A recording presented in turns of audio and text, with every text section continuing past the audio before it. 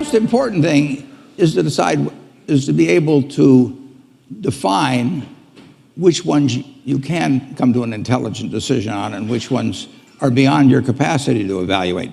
You don't have to be right about thousands and thousands and thousands of companies.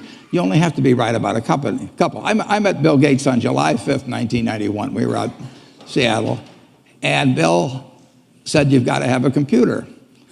And I said, "Why?" And he said, "Well," he said, "you can do your income tax on it." I said, "I don't have any income. Berkshire doesn't pay a dividend." He said, "Well, you can keep track of your portfolio." And I said, "I only have one stock." I said, and he says, "It's going to change everything." And I said, "Well, will it change whether people chew gum?"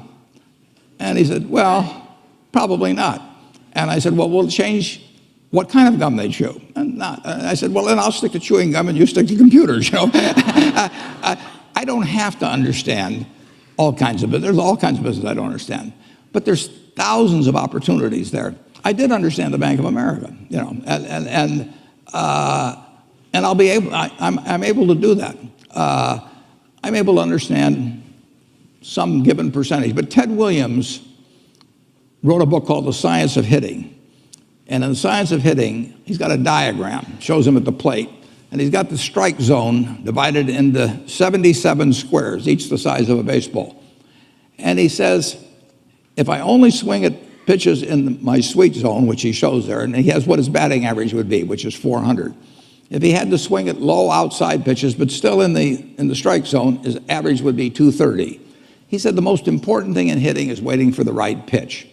Now, he was at a disadvantage because if the count was 0-2 or 1-2 or so on, even if that ball was down where he was only going to bat 230, he had to swing at it.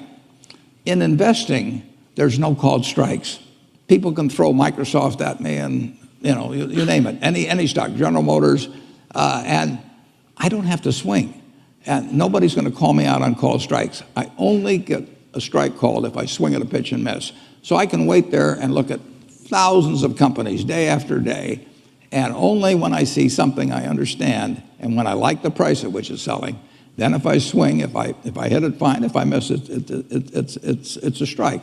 But it's an enormously advantageous game, and it's a terrible mistake to think you have to have an opinion on everything. You only have to have an opinion on a few things. In fact, I've told students, if when they got out of school, they got a punch card with 20 punches on it, and that's all the investment decisions they got to make in their entire life, they would get very rich because they would think very hard about each one. And you don't need 20 right decisions to get very rich. 4 or 5 will probably do it over time. So I don't worry too much about the things I don't understand. If you understand some of these businesses that are coming along and can spot things on, if you can spot on Amazon, for example, it's a tremendous accomplishment what Jeff Bezos has done. And I tip my hat to him. He's a wonderful businessman. He's a good guy too. But could I have anticipated that he would be the success and 10 others wouldn't be? I'm not good enough to do that. But fortunately, I don't have to.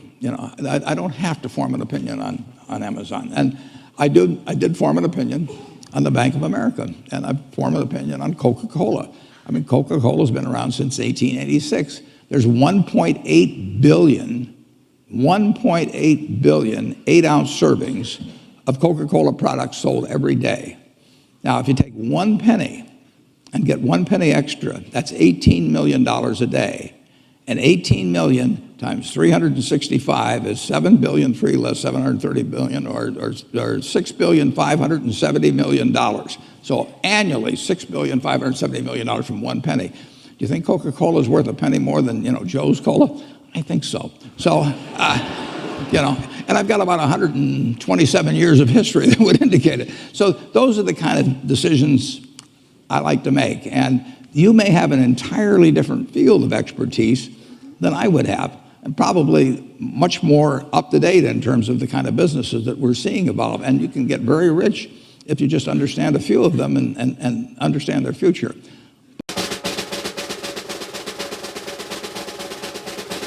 The president's action on steel probably had something to do with the timing of the decline, but I don't think it was the factor which determined the amount of the decline.